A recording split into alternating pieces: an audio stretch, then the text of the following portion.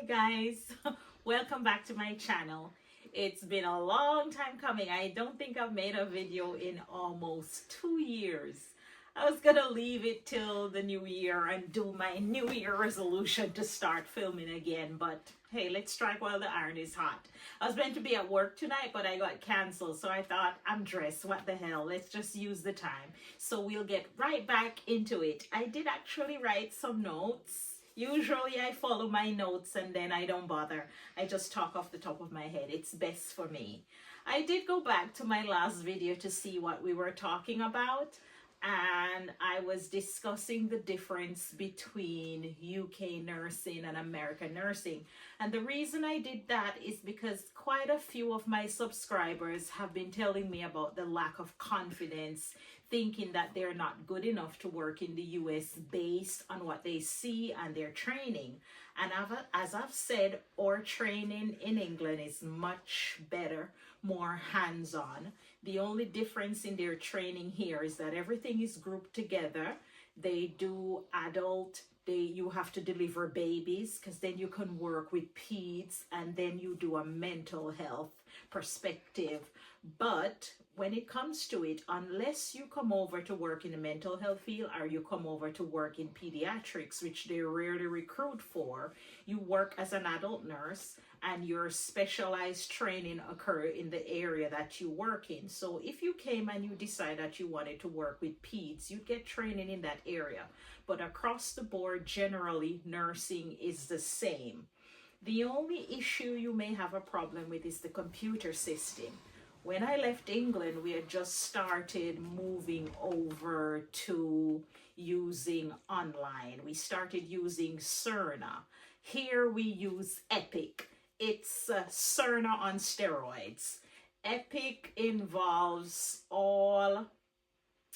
everything basically. So you have your login page, you have your MAR, which is the medication administration part, and everything that you do requires scanning. You have to scan everything. You do your flow sheet. If you could go back to my last video.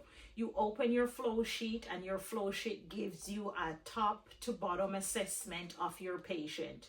You start with the eyes, you go to teeth, nose, ears, and you come down to the chest. You go down to your lungs, you go to your abdomen, right down to the toe. There's a flow sheet for everything, and there are drop down menus for you to pick based on your assessment what's in there. There are also side comments. So if nothing in those drop down boxes apply, then you pick your own. When I speak to nurses who come from other places, like in Africa, where they mostly use paper, that's the most challenging, getting used to the computer system. But you're trained for about a month. If you come with an agency that place you in a facility for 2 or 3 years, most of your first month, I had 16 weeks training, and of that 16 week, a whole 2 weeks was dedicated towards Epic. So even though I was using Cerna and I was a little bit familiar with the online system, they went in depth and they made sure that you were ready. And then after you do that 2 weeks training, then you're put with a trainer. Yeah, so the person who trains you up on the floor that you're going to will show you the computer system until you become comfortable. So that's what I find the most thing that will be challenging. And if in the UK, I know sometimes we have a room with medicines in there. There's no room with any medicine anywhere. If you require any medicine, it's in something called a Pyxis, or it's in something called an Omnicell. I've used all system. Sometimes with the Omnicell, they have different version depending on the hospital you go and how much they've invest. But your Omnicell is the most used system here, and Pyxis. There isn't much of a difference in either system. When you go to a facility, they do your fingerprint, you get login details, and you use your login details to access Now, all your patients will show up. You'll pick your patient. You'll see the medication that's due for them. You'll select your medication. You'll select your PRN, your standard. If there's something that's not there, it will tell you to access it. It'll ask you, do you want to search and see if it's somewhere else in the hospital? If you select yes, you can see, and it'll tell you it's over there or it's over there. If not, you just call the pharmacist. Sometimes it's not even a physical phone call. It's just a text message, and everything is in a drop-down menu. The first drop-down menu will say that I don't have sufficient medicine for this patient. Please send some. And they'll send you a message said, I've read it, and they'll send it up to you.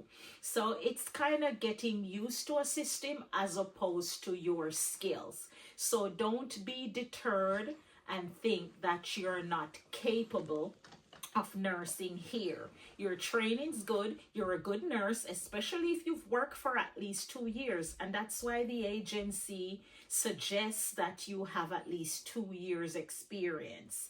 For nurses coming to the intensive care area, I found a few of my colleagues found it a little bit daunting because of the name of the medications that's used. In another video, I have a pile of things that I'll be talking about in videos to come, and one of that which will cover the names, the generic names, the names we use in England, the names they use here. You'll also need that in preparation for your NCLEX. If you don't know these names and the terms that are used, sometimes it takes a while to get used to these things. So in another video, I'll be discussing that. I've been asked questions about that. I've also been asked about licensing when you decide to leave. I will tell you everything you can do once you've served your time. Then you can decide what you want to do with your career. I'll also tell you in an upcoming video if you decide to take on other career opportunities, if you decide to go back to nursing school, if you want to be a nurse practitioner, all that. I'll tell you how you can do it and the paperwork that you'll need to ensure that you have those things ready. Thanks for sticking with me, even though I haven't been here for a while. In my defense, I've answered several questions. I've spoken to several subscribers who have taken up the journey and they're here in the United States. I've spoken to them and they've told me that I did instill some confidence.